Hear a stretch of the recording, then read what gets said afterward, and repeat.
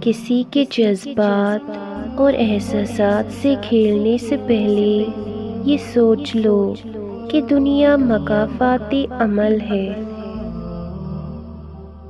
جب آپ نے کسی کو ذہنی طور پر اذیت دی ہو، اسے بے حال کر رکھا ہو، تو زندگی میں ایک وقت ایسا بھی ضرور آتا ہے جو آپ کو بے سکون کر دیتا ہے۔ آپ کو آپ کی وہیں دی گئی اذیتیں چین نہیں پڑنے دیتی، پھر چاہے اس انسان نے آپ کے حق میں مکافات عمل کی دعا کی ہو یا نہیں۔ انسان کوئی کھیلنے کی چیز نہیں۔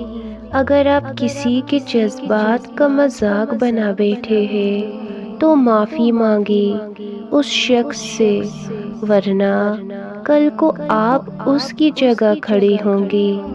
مکافات عمل ہو کے رہتا ہے، اس لیے انسانوں کا دل توڑنے سے گریز کرے۔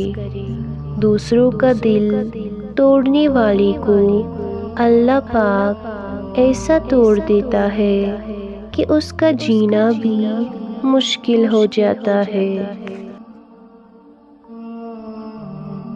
ازل سے ہے مکافات عمل کا سلسلہ قائم، رلایا جس نے اوروں کو وہ خود بھی چشم تر ہوگا۔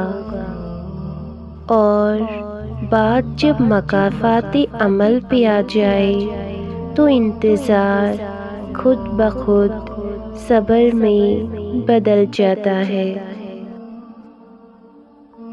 جو دو گے وہ پلٹ کر آئے گا، چاہے وہ بھروسہ ہو یا دھوکا۔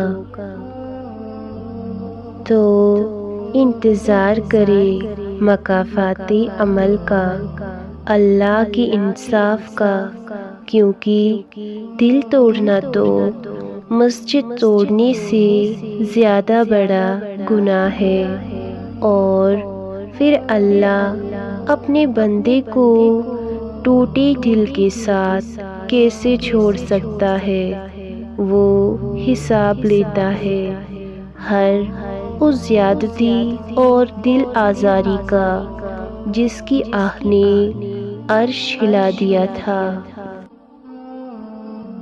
دنیا سے تھکا کر وہ آپ کو یہی بتانا چاہ رہا ہے کہ بتا کون ہے تیرا میرے سوا، کون سمجھتا ہے تیرا درد میرے سوا۔